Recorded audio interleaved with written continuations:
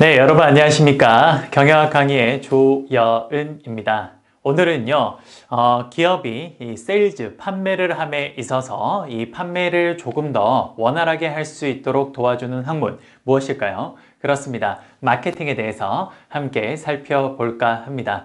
마케팅은요, 아무래도 경영학을 전공한 학생들도 많이 좋아하고요. 그리고 비경영학 전공자인 친구들도 마케팅은 굉장히 재미있어 하거든요. 그래서 오늘 그 마케팅을 좀 진행을 해볼 건데요. 기존에 앞쪽에서 조금 여러분들 숫자도 많이 나오고 해서 좀 힘들었다면 오늘부터 나오는 이 마케팅은요. 숫자가 그렇게 많이 나오진 않으니까 여러분들이 배워두시면 아마 실제 기업에 들어가셔서 마케팅 쪽에서 만약에 혹시나 경험을 하실 기회가 있으시다면요. 많은 도움이 되지 않을까라는 생각이 듭니다. 그러면 본격적으로 한번 출발해 보도록 하겠습니다. 한번 보도록 하죠. 자, 우선 마케팅이 뭔지 한번 보도록 하겠습니다. 마케팅. 이 마케팅은요, 마케팅의 목적이 무엇입니까? 혹은 마케팅은 궁극적으로 무엇을 하기 위한 학문입니까? 라고 이야기를 하면요. 마케팅은 다음과 같이 이야기를 할 수 있습니다. 뭐냐? 소비자 만족을 극대화하는 것이 그게 바로 마케팅의 주된 목표이자 역할이라고 생각할 수 있을 것 같습니다. 됐습니까? 그러면 여러분들 우리 마케팅을 본격적으로 들어가야 되는데요. 마케팅에 들어가기에 앞서서 사실 우리 경영학 기본 수준에서 시험에 자주 나오는 것 중에 하나가 뭐냐면요.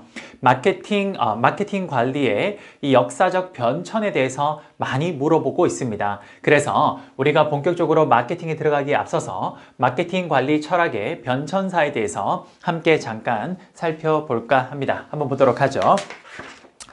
자, 마케팅 관리 철학의 변천사라고 했는데요.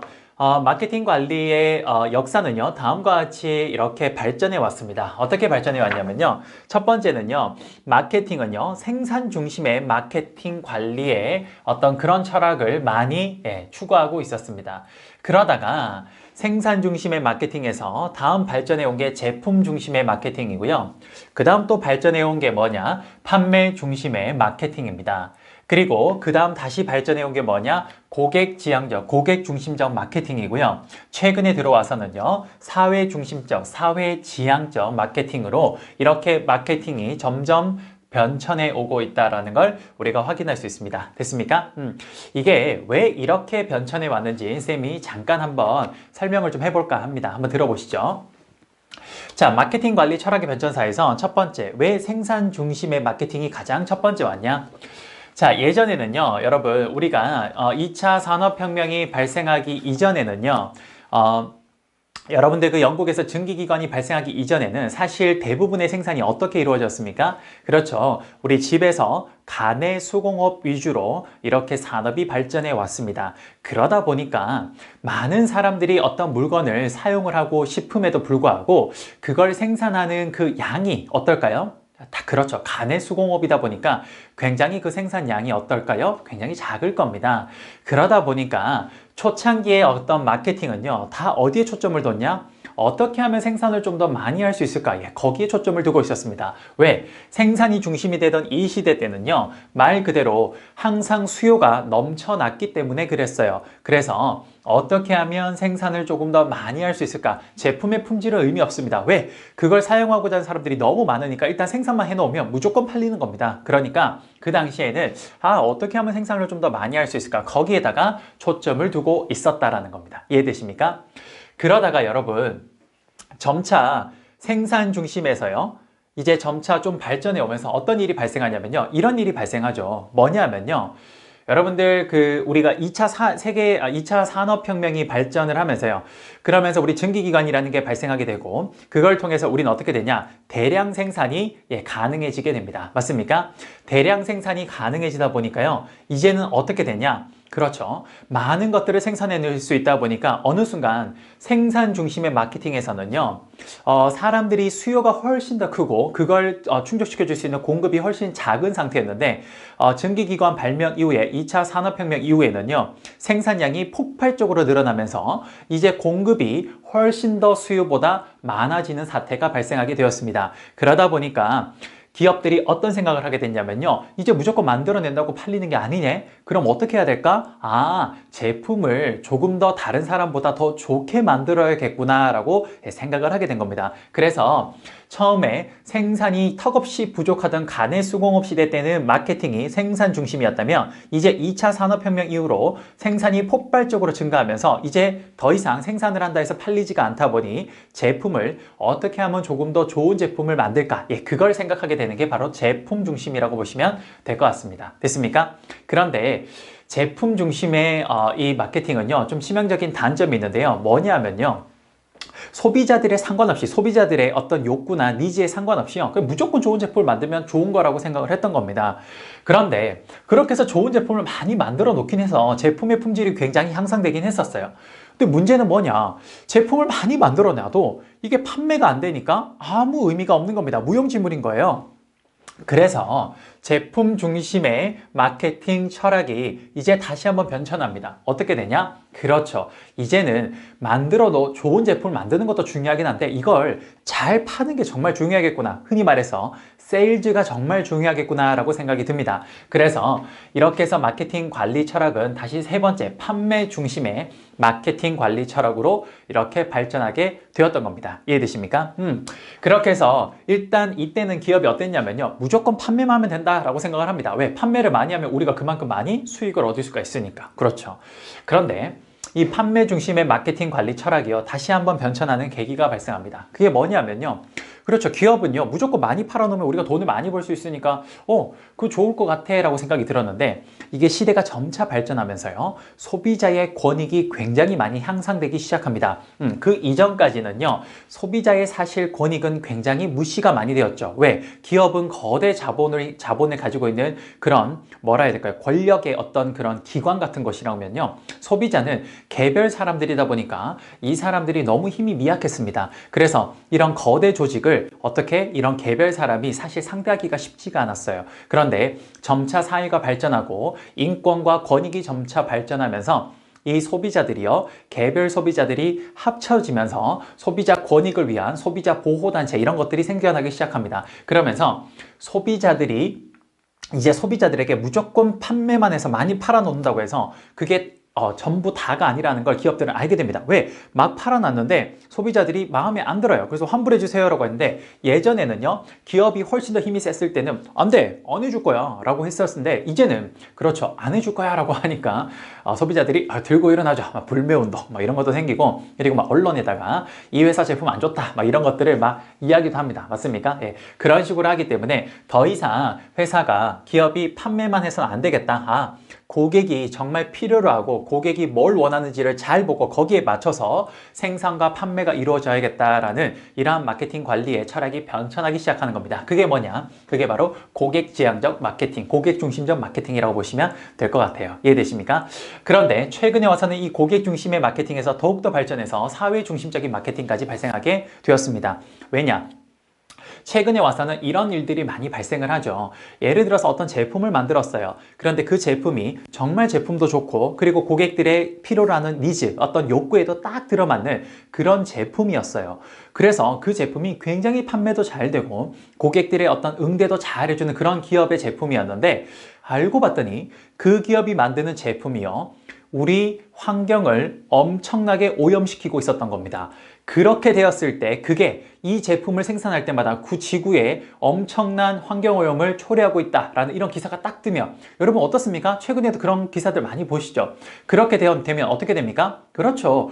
많은 사람들이 그 제품이 아무리 좋다 그래도 그때부터 어떻게 됩니까? 다 같이 이걸 불매운동을 합니다. 맞습니까? 어떤 우리가 음식 같은 데서 조그마한 안 좋은 성분이 나온다고 해도 모든 사람들이 등을 돌려버리는 그런 사태가 발생을 하고 또 어떤 제품이 지구의 환경오염을 더욱더 심각하게 만드는 그런 제품을 생산하고 있다라고 하면요. 결국에 어떻게 됩니까? 그렇죠. 그 기업을 결국에 도산하게 됩니다. 왜? 그 많은 소비자들이 그걸 불매운동을 벌이기 때문에 그래요. 그래서 이제 최근에 마케팅 관리는 어떻게까지 변천해 왔냐면요. 그래. 고객이 필요로 하는 걸 만들어주는 건 맞지만 결국 그 고객들이 모여있는 곳이 어디입니까? 사회입니다. 사회라는 큰 조직이죠. 그 사회라는 큰 조직에게도 그렇죠. 바람직한 제품을 만들어야 된다라고 그렇게 생각을 해서 이제는 사회 중심적으로까지 이 마케팅 관리 철학이 확장되었다라고 보시면 될 것 같습니다. 대표적인 예가 뭡니까? 여러분 어디죠? 그 독일의 폭스바겐, 폭스바겐 아시죠? 여러분 폭스바겐이요 한 1, 2년 전쯤에 그 폭스바겐이 그 디젤 차량에서 뭐랄까요? 그 환경오염 일으키는 그 가스 있잖아요. 그게 조작이 되어서 원래 지금 배출되는 가스량보다 훨씬 더 많이 배출되고 있음에도 불구하고 그걸 조작을 해가지고 그 시험에 통과할 때는 그것보다 훨씬 더 적은 것처럼 그렇게 수치를 조작을 해서 좀 거짓말을 한 거죠. 그렇게 해서 우리나라의 환경 어떤 기준을 통과하고 난 뒤에 실제로 봤더니 엄청나게 환경오염을 더 많이 시키고 있는 차였던 겁니다. 그래서 어떻게 됐습니까? 그게 언론에 발표가 되자마자 그렇죠. 폭스바겐은 대량 리콜 사태가 일어났고요. 그것 때문에 폭스바겐이 엄청나게 타격을 입었습니다. 사람들 어떻게 됐습니까? 폭스바겐 차 아무도 안 샀고요. 기존에 폭스바겐 가지고 있던 차주들도요. 이걸 중고차에 내놔도 아무도 사가지를 않았습니다. 그런 것들이 대표적으로 사회 지향적, 사회 중심적 마케팅을 잘 하지 않았던 폭스바겐의 문제였던 거죠. 그러다 보니까 최근에는 사회 중심적으로 기업이 어떤 마케팅을 관리해야 된다. 그런 쪽까지 확장되었다라고 보시면 됩니다. 이해되십니까? 여러분들 지금 보시면 마케팅 관리 철학의 변천사가 총 5단계로 이루어졌는데요. 여기에서 생산 중심의 마케팅과 제품 중심의 마케팅 그리고 판매 중심의 마케팅은요. 이건 그렇습니다. 기업 입장에서 본 마케팅이에요. 기업 중심. 기업이 좀 더 많이 생산하고 기업이 좋은 제품 만들고 기업이 판매만 열심히 하면 된다. 다 기업 입장인 거죠. 그런데 최근의 마케팅은 다 어떠냐? 고객 중심적이고 사회 중심적입니다. 이건 다 어디 중심적이냐? 그렇죠. 고객과 사회를 중심으로 이 사람들을 기준으로 마케팅을 펼쳐가는 거예요. 이해되십니까? 이게 바로 마케팅 관리 철학 변천사입니다. 요 세부적인 내용은요. 제가 쌤이 여러분들 강의 교재에 아주 자세하게 잘 적어놨으니까 꼭 한번 읽어보시기 바랍니다. 왜냐하면 지금 해당 개념은요. 굉장히 시험에 자주 나오는 내용이기 때문에 여러분들께서 반드시 좀 기억을 해 주시기 바랍니다. 아시겠죠? 됐습니다. 그러면 마케팅을 이제 본격적으로 들어갈 건데요. 여러분 마케팅 관리 이 학문은요. 다음과 같이 쌤이 설명을 할 겁니다. 어떻게 설명을 할 거냐면요. 자 보시면 마케팅 학문의 프로세스, 전개 과정을 한번 보도록 하겠습니다. 역시나 쌤은 항상 논리를 중시하기 때문에 그 논리를 기초로 한번 설명드려 볼게요. 자, 마케팅. 우리가 회사가 만든 물건을 판매를 하려면요. 당연히 일단 뭐냐? 그렇죠. 우리 회사 물건을 판매하려면 지금 현 시장이 어떤 상황인지를 잘 분석할 필요가 있습니다. 맞습니까? 그 시장을 잘 분석을 해야 이 시장에서 우리 제품을 어떤 식으로 판매할지가 답이 나오겠죠. 그렇죠. 여러분 나중에 직장이라는 데를 들어가시게 되면요. 혹은 지금 직장 다니고 계신 분도 많으시겠지만 그 직장이라는 데를 들어가 보시면요. 항상 그 뭔가 이렇게 경영 활동을 하고 혹은 직장 일을 하면서요. 중간중간에 어떤 문제점이 봉착할 경우가 많습니다. 해결이 뭐 어떤 저한테 프로젝트가 떨어졌는데 그 프로젝트를 사실 그 프로젝트를 좀 뭔가 잘하고 싶은데 그 해결법을 모를 때가 종종 있어요.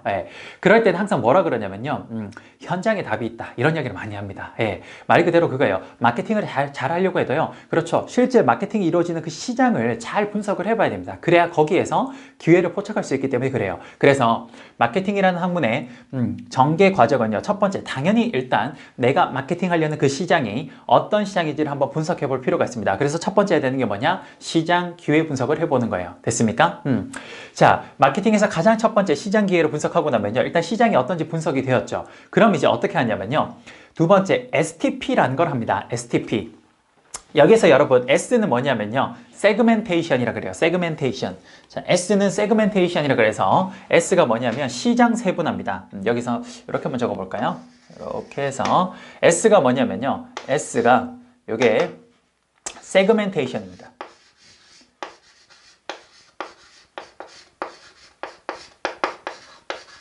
세그멘테이션이라 그래서 S는 시장 세분화입니다. 자, 우리가 들어가려는 일단 시장을 전반적으로 분석을 했다면요.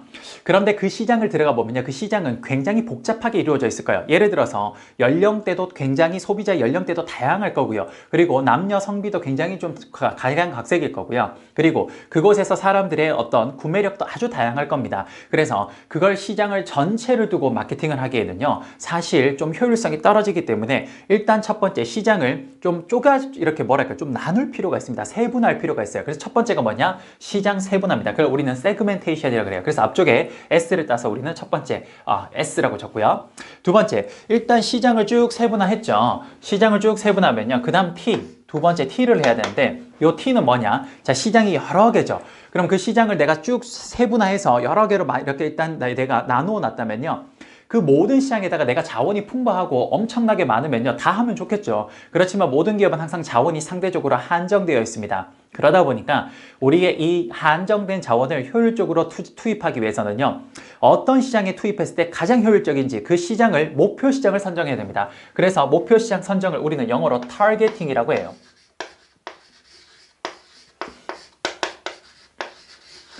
목표 시장 선정을 타겟팅이라고 합니다. 그래서 S, 세그멘테이션, T, 타겟팅 이렇게 되는 거예요. 자, 그러고 나면 그 목표 시장을 선정을 하고 나면요, 이미 그 목표 시장 안을 자세히 들여다보면요, 이미 그 시장에 여러 회사들이 들어와서 이미 거기서 판매를 하고 있을 겁니다. 그럼 우리 회사의 이 제품은요, 그 안에 있는 여러 회사들 중에 어떤 위치에 우리 회사의 제품의 가격이나 어떤 제품의 포지셔닝을 잘 했을 때 더욱더 판매가 잘 될지, 우리 회사 제품의 위치를 그 시장 안에서, 목표 시장 안에서 선정할 필요가 있는데요. 그걸 뭐라 그러냐? 제품의 위치 선정이라 그래서 우리는 포지셔닝이라고 그럽니다. 그래서 마지막 P가 뭐냐? 요 P가 말 그대로 제품의 위치 선정, 포지셔닝이 됩니다. 그래서 우리 흔히 S, 세그멘테이션, T, 타겟팅, 그 다음에 P, 포지셔닝이라고 해서 이 세 가지를 합쳐서 우리는 STP라고 이야기를 합니다. STP. 그래서 우리는 처음에 시장의 분석이 끝이 나고 나면 그 다음 시장 세분화라고, 그 시장 세분화를, 시장을 쭉 나누고 나면요, 그 나눈 것 중에 우리 회사가 목표로 하는 시장을 선정하고 이제 그 목표한 시장 안에서 우리 제품의 위치를 선정하는 거, 요 STP 단계를 두 번째로 하게 됩니다. 됐습니까? 이제 이렇게 해서 쭉 우리가 어디에까지 자사 제품을 포지셔닝 할지까지 이제 정해 놓았으면요, 이제 정말 마케팅을 실행하는 겁니다. 그 단계를 우리는 4P 단계라고 해요. 그걸 우리 다른 말로 마케팅 믹스라고 하는데, 이게 뭐냐? 마케팅 실제 실행 단계입니다. 왜 4P라고 하냐면요, 여러분 마케팅 믹스, 마케팅을 실제 실행을 할 때 네 가지의 종류를 우리가 좀 주의 깊게 실행하기 때문에 그래요. 첫 번째 뭐냐면요, 마케팅을 실행할 때 첫 번째 프로덕트, 제품을 잘 마케팅을 해야 되고요. 두 번째 프라이스, 가격을 잘 설정해야 되고요. 세 번째 플레이스, 유통, 우리 제품을 어떤 식으로 유통했을 때 마케팅이 효과적일지 거기에 대해서 생각을 해야 되고, 마지막 네 번째 뭡니까? 프로모션, 판매를 어떻게 잘할지, 판매 촉진을 어떻게 잘할지, 요거에 대해서 생각한다. 그래서 요 네 가지의 앞글자가 전부 다 P가 들어가서 우리는 4P라고 이야기를 합니다. 실제 마케팅 실행 단계라고 보시면 돼요. 이해되십니까? 마케팅이라는 학문은 다음과 같이 진행될 겁니다. 첫 번째 시장을 분석하고요. 두 번째 그 시장 안에서 우리가 이제 어디에 들어가야 될지, 일단 첫 번째 시장을 세분화, 세그멘테이션, 그 중에 우리가 들어가야 될 목표 시장을 선정하고, 마지막 그 목표 시장 안에서 제품을 선정합니다. 제품의 위치 선정을 하는 거죠. 포지셔닝. 그렇게 하고 나면 실제 이제 마케팅을 실행하는데 그게 뭐냐? 4P입니다. 프로덕트, 제품, 프라이스, 가격, 플레이스, 유통, 마지막 프로모션, 뭐예요? 판매 촉진. 이렇게 총 네 가지로 이루어진다라고 보시면 될 것 같습니다. 됐습니까? 그러면 오늘은요, 우리 시장 기회 분석을 아마 쭉 보게 될 것 같아요. 됐습니까? 그리고 다음 시간부터 STP와 4P를 차례대로 이렇게 진행하게 될 겁니다. 됐습니까? 자, 그러면 오늘 첫 번째 우리 마케팅의 시장 기회 분석부터 한번 보도록 하겠습니다. 한번 보도록 하죠. 자, 말 그대로 우리 회사가 그 시장에 들어가서 어느 정도 선점할 수 있을지, 혹은 거기서 정말 우리가 잘 할 수 있을지, 일단 그 시장, 우리가 들어가려는 시장을 한번 분석해 볼 필요가 있을 겁니다. 맞습니까? 그래서 첫 번째 해야 되는 게 뭐냐? 시장 기회 분석이 될 겁니다. 시장 기회 분석. 자, 시장 기회 분석은요, 가장 첫 번째, 일단 시장 환경을 분석해 봅니다. 시장 환경을 분석을 해요. 자, 첫 번째 시장 환경을 분석을 하는데요. 당연히 환경 분석을 할 때는 쌤이 뭐라 그랬죠? 우리 경영 전략에서도 이야기를 했습니다. 항상 저런 시장을 분석할 때는 지피지기면 100점 불태라. 그렇죠. 일단 적을 알고 그 다음 나를 알면요, 그럼 우리 상황을 잘 파악할 수 있기 때문에 거기에 맞춰서 전략적으로 행동을 하면 우린 이길 수 있다. 뭐 그런 거죠. 자, 그래서 당연히 첫 번째 시장 기회 분석에서 첫 번째 시장을 분석하는 건요, 일단 외부 환경을 분석합니다. 외부 환경. 이때 우리가 주로 해야 될 거는 뭐냐? 경쟁의 범위를 분석하는 거예요. 예를 들어 삼성전자 스마트폰이라는 걸 마케팅하려고 하는데요. 그럼 우리 스마트폰의 경쟁 범위를 도대체 누구까지 잡아야 될 것인지 거기에 대해서 한번 생각해 볼 필요가 있는 거죠. 예를 들어서 삼성전자 스마트폰을 우리가 마케팅을 하려고 하는데, 일단 우리 스마트폰의 경쟁 범위는요, 당연히 타 회사 스마트폰도 해당이 될 겁니다. 그건 너무 당연하죠. 예를 들어서 애플의 스마트폰, 혹은 LG 스마트폰, 혹은 최근에 중국의 저가 스마트폰도 가능할 겁니다. 맞죠? 그런데 예를 들어서 이런 것들도 가능할 수 있을 것 같아요. 어떤 거냐면요, 최근에 어떤 거냐면 요즘 기술이 워낙 발전하고 기술이 융복합적으로 이렇게 발전을 하다 보니까요. 어떠한 일이 발생하냐면요. 여러분 애플이라는 회사 있죠. 애플이라는 회사는요. 사실 스마트폰을 만드는 이런 IT 기기 회사입니다. 맞습니까? 스마트폰뿐만 아니라 뭐 전자기기 같은 이런 IT 제품을 많이 만드는 그런 회사예요. 그런데 최근에 이 애플이라는 회사가요. 누구의 경쟁자라고 이야기가 나오냐면요. 우리나라의 현대, 기아 자동차 같은 이런 자동차 회사의 잠재적 경쟁자라고 이야기를 합니다.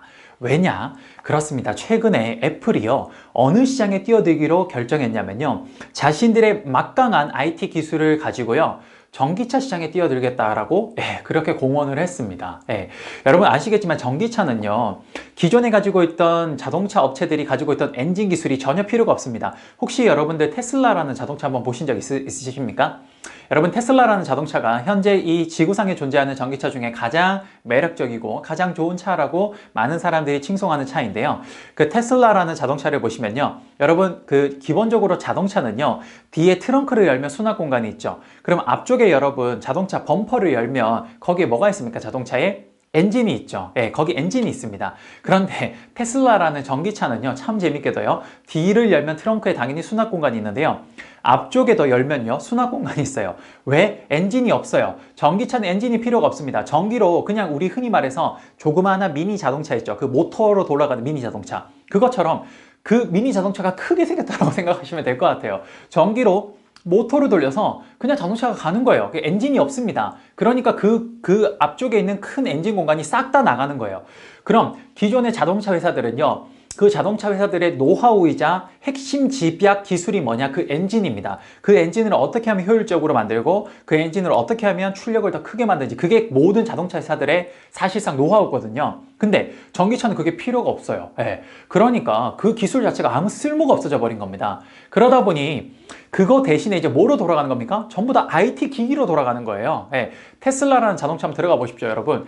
우리가 흔히 생각하는 자동차 기계판 이런 거 아무것도 없습니다. 그냥 테슬라라는 자동차는요, 운전석 옆에 큰 대형 화면 하나밖에 없어요. 거기에서 터치로 모든 걸 제어할 수 있습니다. 그거 하나가 전부예요. 그만큼 IT 기기의 집약 기술이 뭐냐? 전기 자동차입니다. 그러니까 더 이상 자동차 회사들의 그런 엔진 기술이 필요가 없는 거예요. 그럼 예를 들어서 현대자동차라는 회사가 우리가 이제 우리 자동차를 마케팅하려고 하는데, 그럼 일단 우리 자동차를 판매하려는 시장을 분석해 봐야 될 겁니다. 그럼 첫 번째 뭘 해야 되냐? 일단 경쟁 환경, 외부 환경을 분석하는데 이때 주로 해야 되는 핵심이 뭐냐? 경쟁 범위를 분석해야 돼요. 그러면 기존의 현대자동차나 기아자동차는요, 자신들의 경쟁사나 경쟁 범위는요, 뭐 예를 들어서 르노 삼성 혹은 쉐보레 혹은 BMW, 벤츠 이런 전통적인 자동차 제조업 회사가 자신들의 경쟁 범위였을 겁니다. 그런데 이렇게 지금 산업 간의 경계가 허물어지고 있고 기술이 엄청나게 발전하면서 융복합적으로 나오다 보니까 이제 만약에 이런 시대에서 현대자동차가 만약 자신들의 경쟁 범위를 분석한다면 이제 여기에 누구까지 편입이 돼야 됩니까? 그렇죠. 애플도 편입이 돼야 될 겁니다. 그리고 최근에 구글도요, 이 자동차 시장에 뛰어들겠다고 이야기를 합니다. 그러면서 구글은요, 자동차 시장의 전기 자동차뿐만 아니라 무인 자동차, 흔히 말해서 AI로 자동차를 운전하는 그 정도까지 자신들의 집약된 그 IT 기술로 여기 뛰어들겠다고 했습니다. 그럼 현대, 기아 자동차의 경우에는 당연히 이제 경쟁자 범위가 누구까지 확장되는 겁니까? 그렇죠. 애플과 구글 이런 회사까지 확장되는 겁니다. 아마 빠른 시간 내에 삼성전자도 여기에 현대자동차의 잠재적 경쟁 범위가 되지 않을까라는 생각이 듭니다. 이해되십니까? 그래요. 바로 경쟁 환경, 외부 환경 분석. 이건 뭐 하는 거냐? 우리가 어디까지를 경쟁 범위로 봐야 될지 이거를 범위를 하나 정해주는 거라고 생각하시면 될 것 같습니다. 이해되십니까? 재밌는 이야기죠. 사실 쌤이 우리 이 수업만 아니면 시험과 관련된 이런 수업만 아니면요, 이런 재미있는 이야기가 정말 많거든요. 쌤이 그 증권사 출신 아닙니까? 그래서 증권사에 가장 유명한 거 뭐 있습니까? 찌라시죠. 그래서 사실 이런 모든 기업들의 비하인드 스토리나 이런 산업의 어떤 현 상황을 굉장히 많이 알고 있는데 항상 우리가 이제 수업을 많이 해야 되다 보니까 좀 거기에 초점이 맞춰져 있어서 이런 이야기를 많이 못해서 너무 아쉽긴 합니다. 그래서 쌤이 유튜브 채널에서 이런 뒷이야기들을 하는 것들을 지금 오픈을 할 겁니다. 그래서 나중에 혹시 여러분들 쌤 유튜브 채널에 오셔서 그런 것도 한번 보시면 아주 좋을 것 같네요. 자, 그러면 어쨌든 시장 환경 분석에서 첫 번째 외부 환경, 경쟁 범위를 분석하는 걸 하고 나면요. 자, 우리의 잠재적 경쟁자가 누구까지인지 그 바운더리, 즉 범위를 딱 정해놓고 나면요. 이제 외부를 분석했으니까 누구 분석해야 됩니까? 그렇죠. 우리 내부 환경을 분석할 필요가 있을 겁니다. 그래서 시장 환경 분석은 첫 번째 외부 환경 분석을 통해서 우리의 잠재적 경쟁자까지 그 경쟁의 범위가 어디까지인지를 설정을 한다면요. 그걸 하고 난 뒤에 우리 이제 자사 내부가 어느 정도의 마케팅 경향이 있는지를 분석할 필요가 있습니다. 외부, 내부 이렇게 두 가지 하는 거죠. 됐습니까? 자, 일단 적을 알았고요. 그 다음 나를 알았네요. 그럼 이제 어떻게 하냐? 과연 이제 우리 마케팅을 어떻게 해야 될지 마케팅 조사를 한번 해볼 필요가 있습니다. 자, 마케팅 조사는 다음과 같은 순서로 진행이 됩니다. 한번 보도록 할게요. 자, 여러분 지금 이 마케팅 조사 쌤이 5 순서를 쭉 적어놨는데 요거 꼭 좀 기억해 주시기 바랍니다. 시험에 참 아이러니하게도 이 순서가 나온 적이 가끔씩 있어요. 그래서 조금 기억해 주시면 좋을 것 같습니다. 한번 해보도록 할게요. 자, 마케팅 조사는 처음에 어떻게 하냐? 우선 첫 번째, 조사 문제를 정의하고요. 조사 목적을 결정하는 겁니다. 이건 뭐냐? 자, 이건 what과 why에 대해서 결정하는 거예요. what과 why에 대해서. 뭐냐? 예를 들어서 현대자동차라고 해볼까요? 현대자동차가 새로 나온 자동차가 있는데 그 자동차를 판매하기 위해서는 우리가 무엇에 초점을 맞춰서 일단 마케팅을 해야 되고, 그리고 우리가 이 마케팅을 왜 해야 되는지 거기에 대해서 결정하는 게 바로 조사 문제 정의와 조사 목적 결정입니다. 예를 들어서 최근에 현대자동차가 이런 차를 하나 만들어냈어요. 뭐냐면요. 여러분 제네시스라는 현대차 아시죠? 현대차는요. 현대자동차라는 그 브랜드가요. 굉장히 대중적인 차입니다. 그런데 현대차의 과거에서부터 지금까지 영원한 약간 숙제 같은 게 뭐냐면요. 현대차의 그 자체의 이미지예요. 뭐냐면 현대차라는 이미지는요. 약간 느낌이 한 중가 정도의, 옛날에는 거의 저가의 느낌이었는데 지금은 약간 중가 정도의 그런 약간 대중적인 차량이라는 이미지가 굉장히 강합니다. 그래서 현대차는요. 지금 굉장히 자신들의 기술력도 자신도 있고, 그리고 디자인적으로도 굉장히 자신이 있음에도 불구하고 그 현대라는 브랜드의 마크, 그 브랜드 마크를 딱 달고 나오면 엄청 차가 잘 만들어졌음에도 불구하고 그 브랜드 때문에 전반적으로 가치가 평가절하되는 그런 사례가 많이 발생했습니다. 그래서 이걸 어떻게 좀 프리미엄급으로 갈 수 있는 방법이 없을까 고민하다가 현대차가 아예 현대라는 브랜드 말고 새로운 브랜드를 하나 만들어내죠. 그게 뭐였습니까? 제네시스입니다. 그 제네시스가 대성공을 이루면서 이제 현대차는요. 현대차라는 중급의 프리미엄, 일반적으로 국민들이 많이 타는 그런 뭐라 해야 될까, 대중적인 현대라는 브랜드의 자동차들과, 그리고 그것보다 상위 단계의 프리미엄 단계의 제네시스라는 브랜드를 두 개를 독자적으로 가지게 되었습니다. 이건 글로벌 자동차들이 대부분 다 이런 전략을 많이 구축을 해요. 예를 들어서 여러분 도요타라는 일본의 자동차 아시죠? 도요타라는 일본의 자동차도 도요타라는 브랜드로 나오는 차는 전부 다 일반 대중적인 차량입니다. 그런데 거기에서 상위 단계의 프리미엄 자동차가 뭐냐? 도요타에서 나오는 프리미엄 자동차 이름이 렉서스예요.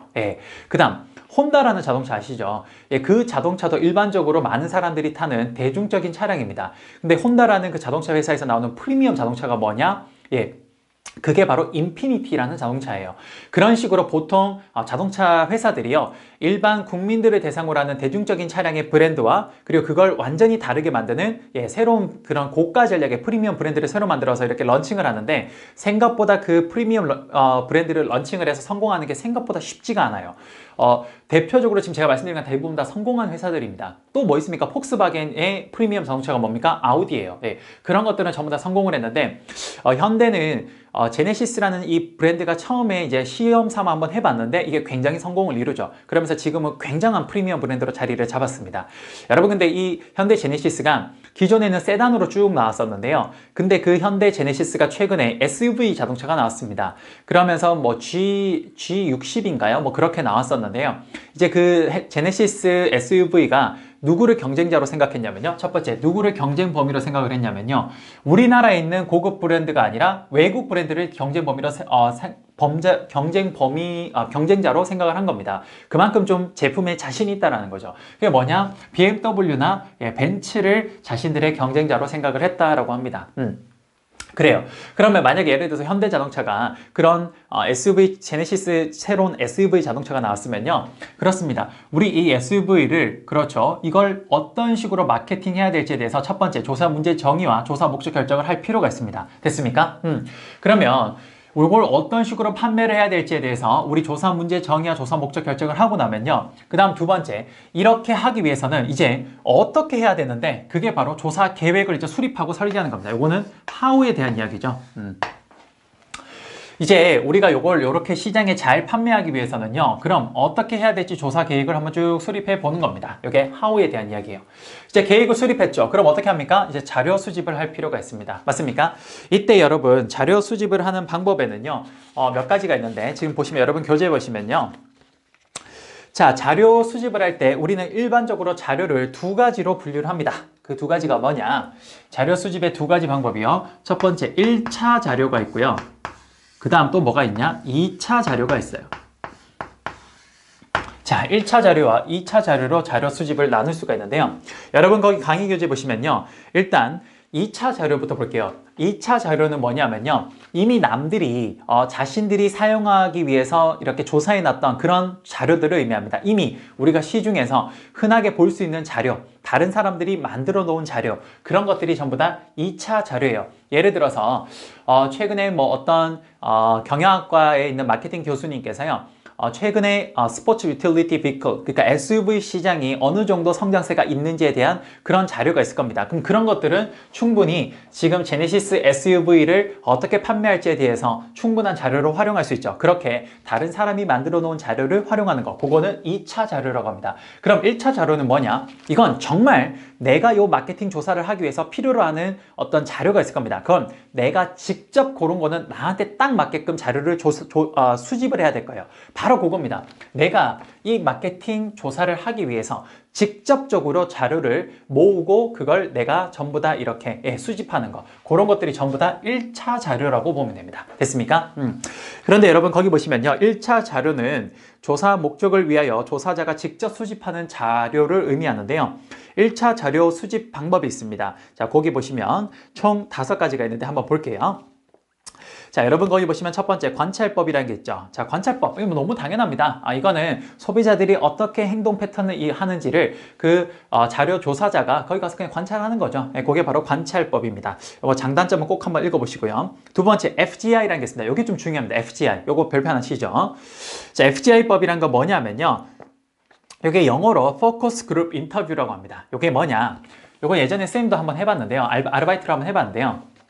이 FGI라는 건 어떻게 하는 거냐면요. 이렇게 하는 거예요. 자, 예를 들어서 그 사람들을 많은 사람을 모집하는 게 아니고요. 회사에서 한 8명 정도의 실제로 이 SUV 같은 차량을 사용하고 있는 사람들을 모읍니다. 모아요. 그러면 그 사람들을 쭉 이렇게 불러가지고요. 그 사람들한테 포커스 그룹, 말 그대로 그룹, 소그룹을 만들어서 포커스, 거기에 집중해서 거기서 그 사람들한테만 인터뷰하는 거예요. 그래서 FGI예요. 그럼 이 사람들한테 이제 물어봅니다. 그 담당자들이요. 마케팅 담당자들이 그 사람들을 본사로 불러가지고요. 물어보죠. 한 2시간 정도 이것저것 질문을 해봅니다. 왜 세단을 안 타시고 SUV를 타십니까? 그리고 지금 현재 BMW SUV를 사용하고 계시다는데 왜 국산 브랜드를 안 쓰시고 그걸 쓰세요? 혹은 국산 브랜드에 비해서 해외 SUV 브랜드가 어떤 점에서 차별점이 있나요? 이런 것들을 물어보는 거예요. 이런 걸 쭉 물어보면 그 사람들, 오너들, 유저들을 통해서 각종 정보들을 쫙 수집할 수가 있습니다. 그럼 이게 뭐냐? 굉장히 양질의 정보가 쫙 수집이 돼요. 특히나 우리가 현재 제네시스라는 SUV 차량을 런칭할 때 그때 필요로 하는 그런 정보들을 아주 직접적으로 그 사람들한테 뽑아낼 수가 있는 겁니다. 그래서 요거는 굉장한 양질의 정보를 뽑아낼 수가 있어요. 쌤이 예전에 이거 인터뷰를 이 알바를 한번 해봤는데요. 그건 언제냐면 예전에 저는 이제 쌤은 그 핸드폰을 이거를 FGI로 하는 데를 한번 가봤어요. SK에서 그 SKT에서 그 당시에 핸드폰을 사용하는 사람들을, 대학생들을 대상으로 FGI를 한번 실시한 적이 있어요. 그러면서 그 당시에 이제 그 SK텔레콤에서 나온 가장 그 핫한 핸드폰이 있는데 그게 스카이라는 핸드폰이 있었습니다. 스카이. 예. 그 핸드폰을 새로운 제품을 만드는데 좀 필요로 하는 기능들을 뭘 넣을까라고 생각을 하면서 그 회사에서 대학생들을 이렇게 초빙을 해서 거기서 인터뷰 FGI를 한번 실시를 했습니다. 한 2시간 정도 그러니까 이것저것 그냥 담당자가 물어보는 거에 대해서 답변만 해주면 돼요. 굉장히 꿀알바입니다. 그냥 2시간 동안 거기서 그냥 맛있는 거 까자 먹으면서 그냥 물어보면 답해주고 그리고 그냥 돈 받아오는 거예요. 네, 돈 받는 거예요. 굉장히 재밌었어요. 끝나고 나면 뭐 이렇게 조그마한 선물도 하나씩 주거든요. 예. 어쨌든 그렇게 하는 겁니다. 그래서 그 당시에 쌤이 뭐 이것저것 학생들이랑 막 인터뷰를 냈었는데 뭐 물론 이제 여러분들과 저는 나이 차이가 좀 나서 여러분들은 지금 그런 생각을 못 하셨겠지만 사실 핸드폰에서 음악을 듣는다라는 건 쌤 옛날 어릴 때만 해도 상상을 할 수가 없었어요. 그랬는데 그 핸드폰에서 MP3를 넣어서 그래서 핸드폰에서 음악을 듣는 스카이 뮤직폰이라는 게 처음 나왔는데 그게 그 당시에 쌤이 FGI에서 누군가 그런 얘기를 했습니다. 핸드폰에 MP3 기능이 같이 있으면 참 좋을 것 같아요. 핸드폰 들고 다니면서 MP3 들고 다니려니까 너무 불편해요. 라고 한번 누구 친구가 거기서 이야기를 한 적이 있어요.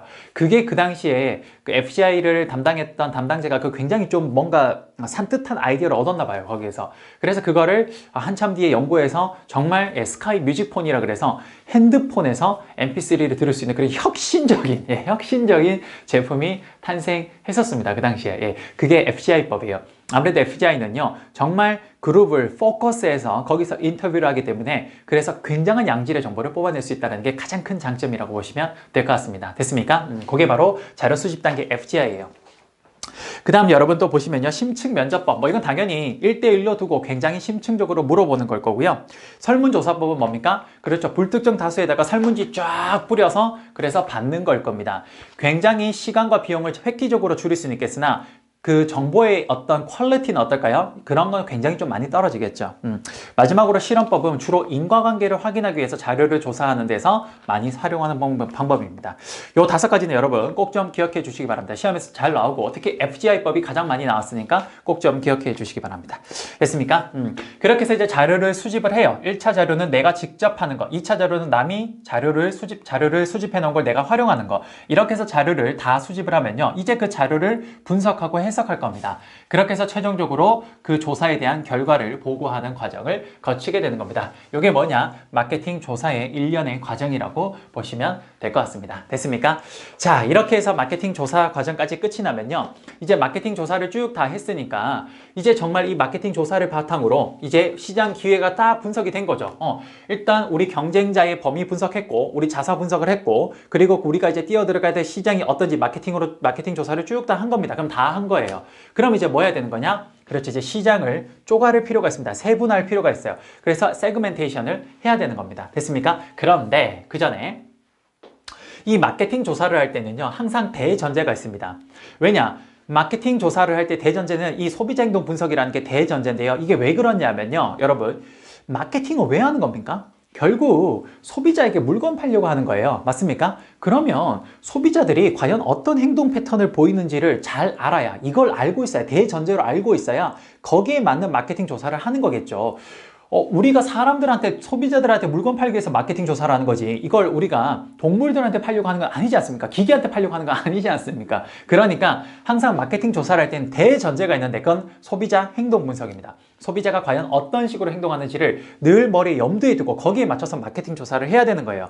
그래서 항상 마케팅 조사의 대전제는 뭐다? 소비자 행동 분석입니다. 그래서 지금 여기 시장 기회 분석에서는요, 소비자 행동 분석을 마지막으로 제가 설명을 드리면서 마무리할 겁니다. 아시겠죠? 자, 한번 볼게요. 소비자 행동 분석이 뭔지 한번 봅시다. 여기가 좀 중요해요. 혹시 경영학과 출신의 친구들이라면요, 여러분들이 경영학과 4년 동안 배우는 여러 가지 과목들 중에 마케팅 과목으로 가장 대표적인 게 뭐가 있냐? 그렇죠. 마케팅 관리랑 또 뭐 있습니까? 소비자 행동론이라는 게 있습니다.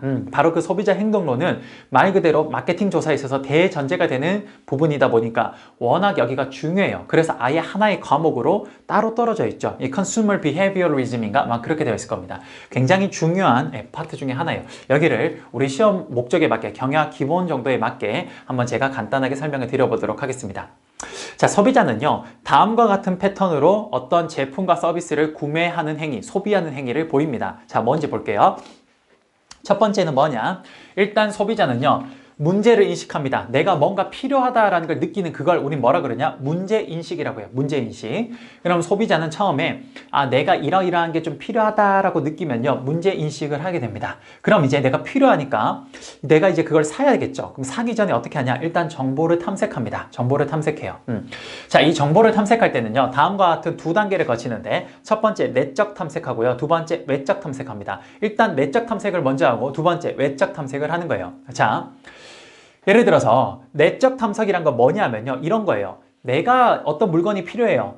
어떤 물건이 필요하면 내가 그 물건에 대해서 이미 가지고 있는 정보들이 좀 있습니다. 이미 예를 들어서 내가 스마트폰이 필요하다라는 생각이 들면요. 이미 나는 스마트폰을 사용하고 있기 때문에 내 핸드폰에 대한 정보를 가지고 있습니다. 그 핸드폰에 대한 만족도가 굉장히 좋았다면 그 핸드폰이 좋아 라고 탐색하게 될 거고요. 그 핸드폰이 굉장히 안 좋았다라면 이거 별로야. 다음에 딴 거 사야겠네 라는 그런 이미 내가 가지고 있는 정보가 있습니다. 그래서 정보를 탐색할 때 핸드폰에 대한 정보를 탐색할 때는요. 일단 첫 번째 내가 가지고 있는 정보를 탐색하는 게 첫 번째입니다. 됐습니까? 그러고 나면 두 번째 뭐냐? 외적 탐색합니다. 요건 뭐냐? 내 자신이 가지고 있는 정보가 아니라 나를 둘러싸고 있는 사람들 혹은 나를 둘러싸고 있는 환경에서 얻는 정보를 의미해요. 자, 외적 탐색으로 얻을 수 있는 정보는 총 세 가지가 있습니다. 볼게요. 첫 번째, 고객 중심의 원천 탐색. 요건 뭐냐? 이런 거예요. 나 주변에 있는 지인들한테 물어보는 겁니다. 예를 들어서 나는 지금 현재 갤럭시 스마트폰을 쓰고 있는데 오른쪽에 봤더니 내 동생이 누가 뭘 쓰고 있냐? 애플을 쓰고 있어요. 그럼 동생한테 물어보는 겁니다. 야, 나는 갤럭시 스마트폰 쓰고 있는데 너 지금 애플 쓰잖아. 너 애플 써보니까 그거 핸드폰 어떤 거 같아? 라고 이렇게 물어보는 거죠. 그렇게 해서 우리가 정보를 얻는 거 뭡니까? 나가 아닌 타인한테 얻는 거니까 외적 탐색이 됩니다. 됐습니까? 두 번째, 기업 중심의 원천도 있습니다. 이게 뭐냐? 대표적인 게 광고예요.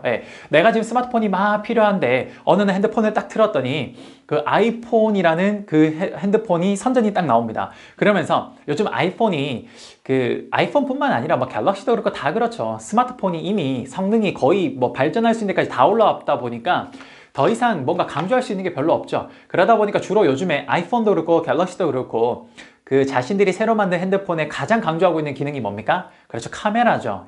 그러다 보니까 막 카메라가 막 이렇게 잘 찍히는 막 그런 것들을 광고를 막 하고 있습니다. 아름답게 사진이 찍히고 뭐 방수도 잘 되고 막 이런 것들이 쫙 찍히고 있어요. 그럼 그걸 통해서 내가 정보를 얻게 되는 거죠. 기업이 낸 광고를 통해서.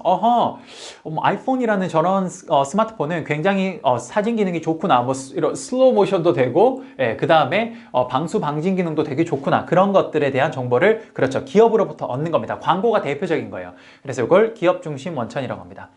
세 번째, 중립적 원천.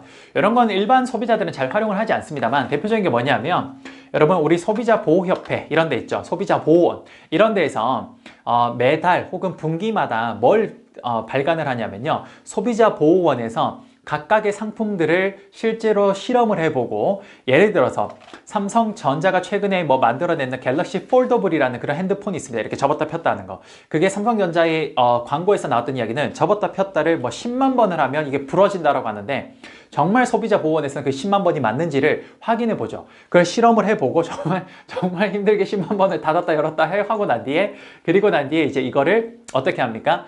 그런 매거진에다가 정말 맞다 혹은 틀렸다 10만 번이 아니라 한 5만 번 하니까 떨어졌더라 이렇게 해주는 거죠. 그런 식으로 거기에다가 자세하게 적어 놓습니다. 말 그대로 거기는 굉장히 중립적이죠. 그러다 보니까 그런 것에서부터 정보를 얻는 게 뭐냐? 중립적 원천입니다. 그래서 뭔가 제품이나 서비스가 필요하다고 느끼면요. 우리는 이제 일단 첫 번째 정보를 탐색을 하는데 어떻게 한다? 일단 내 자신이 가지고 있는 내적 정보를 탐색하는 과정을 먼저 거치고 그 다음 나 이외에 외적, 나 외부에서 다시 정보를 탐색하는 외적 탐색을 하게 됩니다. 이 외적 탐색은 이런 세 가지가 있었다. 이렇게 보시면 됩니다.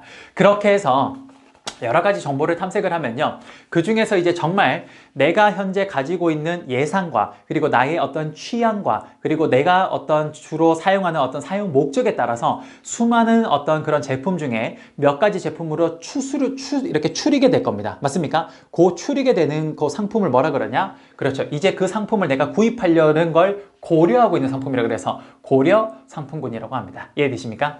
그래요. 이렇게 해서 고려 상품군까지 딱 만들어주고 나면요. 이제 어떻게 하냐? 그렇죠. 그 상품군들을 평가를 해봅니다. 예를 들어서 내가 스마트폰이 필요해서 그래서 삼성의 갤럭시 스마트폰, 그 다음에 애플의 아이폰, 그 다음에 뭐 하웨이의 어떤 스마트폰, 혹은 LG의 뭐 G폰 뭐 이런 거 있죠. 그 세 가지가 예를 들어서 고려 상품군이었다. 그럼 그 세 가지의 각각의 내가 점수를 매겨봅니다. 예를 들어서 삼성전자의 갤럭시 스마트폰 같은 경우는요. 여기는 삼성 갤럭시 스마트폰은 성능이 굉장히 좋아. 거긴 10점. 대신에 카메라는 한 8점. 그 다음에 가격은 뭐 한 7점 이렇게 매깁니다. 똑같이 아이폰 같은 경우는 성능은 10점, 그 다음에 카메라도 여기는 10점. 하지만 가격이 너무 비싸니까 가격은 3점 뭐 이렇게 매기는 겁니다. 그런 식으로 쭉 매겨보는 거예요. 그럼 여러분 그 각각의 어떤 항목들마다 내가 점수를 쭉 매겨서 그걸 다 합쳐버리면 뭐가 됩니까? 그렇죠. 전체 점수가 나오겠죠. 그럼 그 점수 중에 가장 높은 점수를 우리는 뭐 할까요? 그렇죠. 구매할 겁니다. 됐습니까? 이 구매를 할 때는요, 여러분 강의 노트에 보시면 선생님 지금 지면이 부족해서 안 적었는데, 이 구매를 할 때는요, 그렇습니다. 개인적인 요인과 사회 문화적인 요인들을 영향을 받아서 최종적으로 구매를 해요. 예를 들어서 아까 전에 대안 평가를 할 때 어떤 그 스마트폰 중에 일본 스마트폰이 있었는데 일본 스마트폰이 예를 들어서 높은 점수를 받았다고 해볼게요. 그런데 예를 들어 지금 현재 우리나라의 뭐 환경이요, 한일 관계가 굉장히 나쁜 상황이라고 해봅시다. 그러면 물론 내가 이 대안 평가에서 일본의 스마트폰이 전체 총 점수가 높아서 그걸 사는 게 합리적이긴 합니다만, 지금 사회 경제적으로 분위기가 일본 제품을 사면 안 된다는 분위기로 너무 많이 사람들이 이게 분위기가 팽배하다 보니까, 그럼 나는 차선책으로 그 다음 점수인 삼성의 갤럭시 스마트폰을 구매하는 이런 과정을 거치게 되는 겁니다. 됐습니까? 그래서 여기에서 최선의 평가를 받았다고 해서 바로 구매로 이어지는 건 아니라 개인적인 요인과 사회적인 요인을 영향을 받아서 구매 결정을 하게 되는 거예요. 됐습니까? 그럼 이제 우리가 사서 이제 써보겠죠. 이제 쓰다 보면 우리는 평가를 하게 될 겁니다. 이거 생각보다 좋네, 생각보다 나쁘네, 이런 식으로 하게 될 거예요. 이 구매 후 평가를 통해서 우리는요, 예를 들어서 내가 생각했던 것만큼 성능이 괜찮으면요, 우리는 그러면 합당하다라고 생각을 합니다. 그런데 만약에 내가 생각했던 것보다 그 제품이 좀 다르다라고 생각되는 거예요. 뭐 생각했던 것보다 더 좋을 수도 있고요, 생각했던 것보다 더 나쁠 수도 있는 겁니다. 이게 뭔가 내가 생각했던 것보다 어떤 판단을 하기가 좀 쉽지 않을 때, 그때 우리는 뭐가 발생하냐면 구매 후 인지 부조화가 발생합니다. 인지 부조화. 구매 후에 우리는 인지 부조화라는 게 발생하게 돼요. 일반적으로 우리가 생각했던 거랑 기대했던 거랑 비슷하면요, 그럼 상관이 없는데, 그게 우리가 기대했던 거랑 좀 다른 상황이 된다, 더 좋거나 더 나쁜 게 오면 구매 후 인지 부조화라고 합니다. 그게 여러분들 강의 노트에 제가 적어놨었죠. 자, 구매 후 인지 부조화 보시면요, 구매 후 인지 부조화란 소비자는 자신이 구매한 제품이 비교 대상인 다른 제품보다 좋다는 확신이 없을 경우에 자신의 소비 행동이 잘한 건지에 대한, 그렇죠, 의구심이 드는 거, 요걸 우리는 뭐라 그런다? 인지 부조화라고 이야기를 합니다. 됐습니까? 그렇기 때문에 자기가 이걸 되게 잘했는지 잘 모를 때, 내가 이거 뭔가 이게 샀는 걸 내가 잘 샀는 건지 확신이 들지 않을 때, 그럴 때 인지 부조화가 발생하는데, 그럼 이때는 마케터는 어떻게 해줘야 되냐면요, 이 잘 샀는지 확신이 없을 때 잘 샀다는 확신을 줄 수 있는 그런 마케팅을 막 해줘야 됩니다. 그래야 이 사람이 최종적으로 만족을 하게 돼요, 그 제품에 대해서. 예. 그런데 만약 그게 잘 안 된다, 그럼 인지 부조화가 나중에는요, 좀 시간이 지나면 불만족으로 이어질 수도 있다라는 겁니다. 이해되시죠? 어쨌든 구매 후 평가를 해서 내가 기대했던 것보다 더 좋은지 더 나쁜지 이런 것들을 통해서 우리는 최종적으로 제품에 대해서 만족하거나 혹은 불만족할 겁니다. 그럼 이걸 우리는 어떻게 합니까? 스스로 기억할 거예요. 만족했다. 이 제품 생각보다 좋네, 이 제품 생각보다 별로네, 기억합니다. 그럼 이 기억이요, 다음에 언제 영향을 주냐? 또다시 제품이 필요로 할 때, 문제 인식 상황이 될 때, 그때 우리는 정보 탐색을 할 겁니다. 또다시 그때 내적 탐색에 기존의 만족 불만족의 기억이 이때 여기에 영향을 주게 되는 거예요. 이해되십니까? 이게 바로 소비자가 실제로 구매를 하는 행동 패턴에 대해서 쭉 다 설명을 드린 겁니다. 됐습니까? 여러분, 우리 소비자 행동 분석은요, 아까 전에 마케팅 조사 이 순서와 마찬가지로 소비자 행동 분석도 이 순서가 시험 문제에 제법 많이 나왔습니다. 그렇기 때문에 소비자 행동 분석의 바로 이 순서도 반드시 좀 기억해 주시기 바랍니다. 아시겠죠? 됐습니다. 이렇게 해서 소비자 행동 분석의 전반적인 내용을 쭉 다 설명을 드렸고요. 그리고 구매 후 인지 부조화까지 설명을 드렸습니다. 됐어요. 자, 그런데 여기에서 소비자 행동 분석에서는 추가적으로 배워야 될 개념이 한 두 가지 정도 더 있습니다. 첫 번째 뭐냐면요, 관여도라는 게 있습니다. 관여도. 자, 여러분들 거기 보시면 관여도라는 게 있는데요. 보시면 특정 대상, 상품 구매 등에 대한 개인의 중요성이나 관련성의 정도를 의미하는데 그게 바로 우리 관여도라고 합니다. 관여도 뭐냐? 말 그대로 얼마나 관심을 많이 갖고 거기에 애정을 쏟고 있는 정도를 우리는 관여도라고 합니다. 자, 이 관여도는요, 여러분들 거기 보시면 제품에 대한 관여도와 상표에 대한 관여도를 가지고 제품을 어떤 걸 살 때, 구매할 때 굉장히 관심을 많이 쏟는 게 고관여, 제품에 대해서 뭔가 구매할 때 그냥 대충대충 사는 게 저관여입니다. 그 다음 어떤 제품을 살 때 상표라는 게 있을 겁니다. 그럼 그 상표에 대해서 굉장히 많은 신경을 쓰는 게 고관여, 상표를 별로 신경 쓰지 않는 게 저관여라고 해요. 이렇게 제품과 상표를 기준으로 고관여, 저관여로 나누면 총 4가지의 분류가 나오는데, 자, 상표에 대해서도 굉장히 민감하게 생각하고 제품에 대해서도 굉장히 민감하게 생각하는 사람들 우리는 상표 충성자라고 합니다. 상표 충성자. 대표적인 게 뭡니까? 이런 거죠. 여성분들 보통 명품 가방 살 때 샤넬백 굉장히 좋아하죠. 예. 일단 명품 가방이기 때문에 제품에 대해서 굉장히 까탈스럽게 생각을 합니다. 그리고 굉장히 많이 신경을 써요. 그 고려 때는요. 그리고 그 상표도 굉장히 중요하게 생각하죠. 샤넬이라는 그 브랜드를 굉장히 중요하게 생각합니다. 이런 것들이 뭐냐? 상표 충성자라고 보시면 돼요. 그 다음 예를 들어서 상표에 대해서는 굉장히 높은 관심도를 가집니다. 굉장히 많이 관여해요. 하지만 제품 고를 때는 별로 신경 안 쓰는 거. 이런 걸 뭐라 그러냐? 이게 바로 지금 상표에 대해서 고관여, 제품에 대해서 저관여라서 이걸 뭐라? 일상적인 상표 구매자입니다. 여기 대표적인 게 뭐냐면요. 여러분들 그 혹시 상처가 나면 그 밴드 바르죠? 네, 밴드. 여러분들 밴드를 안 그러고 맨날 뭐라 그러십니까? 네, 데일밴드라고 하죠. 데일밴드. 네. 그게 왜 그렇습니까? 그렇죠. 이 사실 엄밀하게 말하면 여러분 밴드가 원래 정확한 게 맞는 말입니다. 근데 그 밴드 시장에서 데일밴드가 워낙에 제품이 잘 나오고 거의 독점하다시피 하고 있다 보니까 사람들이 그냥 그 데일밴드가 밴드의 하나의 명칭이 돼버린 겁니다. 이런 건 또 뭐 있어요? 대표적으로 이런 게 있습니다. 여러분 그 풀 있죠? 풀. 여러분 그 풀일 때 딱풀 아십니까? 딱풀? 예, 딱풀. 여러분 원래 그거의 정식 명칭은요 고체풀입니다. 고체풀. 그런데 여러분 우리 모든 사람들이 그 고체풀을 다 뭐라 그럽니까? 딱풀이라고 합니다. 딱풀. 왜 그래요? 그래요. 그 딱풀이라는 회사가 딱풀이라는 그 브랜드를 가지고 만든 제품이요 고체 그 풀에 거의 독식을 하다시피 하고 있습니다. 그러다 보니까 사람들이 그냥 그 고체풀을 살 때는요 고체풀에 대해서 막 제품을 막 따져보는 게 아니라 그건 거의 비슷하니까 일단 첫 번째 제품에 대해서 굉장히 저관여죠. 그렇지만 그 딱풀, 그 고체풀을 거의 대명사가 누굽니까? 딱풀이죠. 그 상표에 대해서 누구나 다 굉장히, 예, 그렇죠. 그렇게 고관여를 한 겁니다. 그러니까 전부 다 우리 문방구 가서 고체풀 살 때 뭐라 그래요? 딱풀 주세요. 혹은 상처 났을 때 뭐라 그러세요? 데일밴드 주세요. 이렇게 이야기를 하는 겁니다. 이해되십니까? 그런 것들이 뭐냐? 일상적인 상표 구매자라고 합니다. 반대로 상표에 대해서는 별로 신경 안 써요. 하지만 제품에 대해서는 굉장히 관심이 많은 사람, 그런 사람들 우리는 정보 탐색자라고 합니다. 예를 들어서 이런 거죠.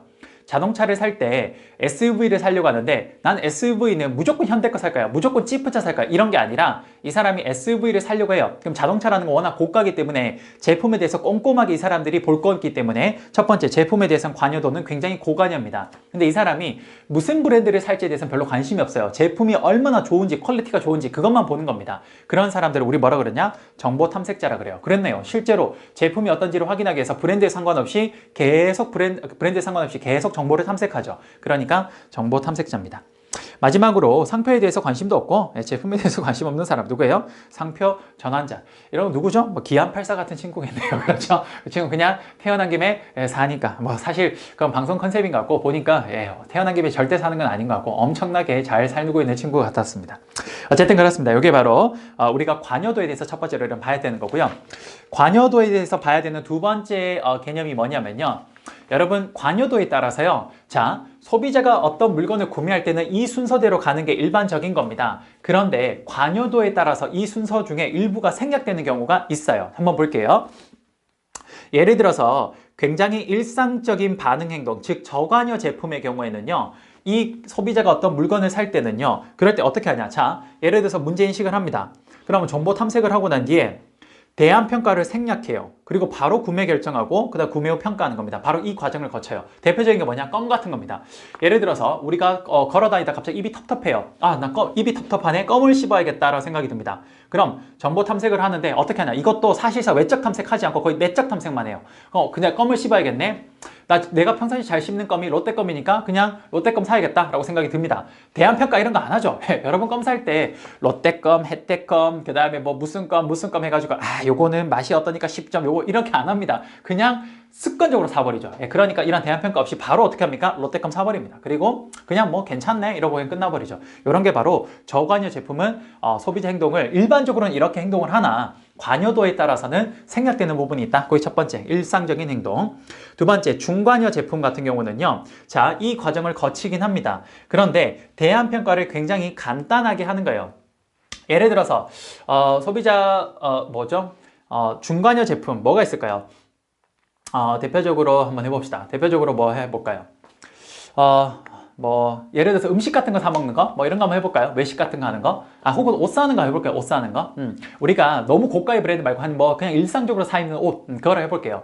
요즘에 철이 바뀌어서 내가 입을 옷이 없네? 문제인식 합니다. 그럼 이제 내가 정보 탐색을 하죠. 어떤 옷을 사 입을까? 일단 내적 탐색을 좀 하고요. 그리고 외적 탐색도 이때는 살짝 합니다. 많이 하진 않아요. 중간여 제품도 여기 많이 하진 않아요. 일단 내적 탐색. 이제 봄이 곧 다가오니까 옷을 좀 사야겠는데, 내가 지난번에 예를 들어서 무슨 브랜드 해볼까요? 예를 들어서 특정 브랜드 좀 그런가요? 갑자기 생각나는 브랜드가 없네요. 여러분 무슨 브랜드가 있을까요? 예를 들어서 그냥 땡땡 브랜드라고 해볼까요? A 브랜드라고 해볼게요. 자, A 브랜드 제품을 입어보니까 나쁘지 않네. 그래서 그걸 한번 사볼까? 라고 생각을 하는 겁니다. 그리고 외적 탐색 또 뭡니까? 친구들한테 물어보죠. 이 브랜드 어때? 나 요즘에 옷 살려고 하는데, 야, 요즘 뭐가 괜찮아? 뭐가 유행이야? 이게 괜찮아? 이렇게 이야기를 합니다. 그럼 가요. 이제 가서 쇼핑하려고 가죠. 가면 이렇게 쭉 한번 훑어봅니다. 훑어보면서 이것도 괜찮고 저것도 괜찮네. 이거 둘 중에 그러면 뭐 살까? 이거 살까? 이렇게 합니다. 그게 바로 대안평가하는 거죠. 그래서 우리는 바로 구매를 합니다.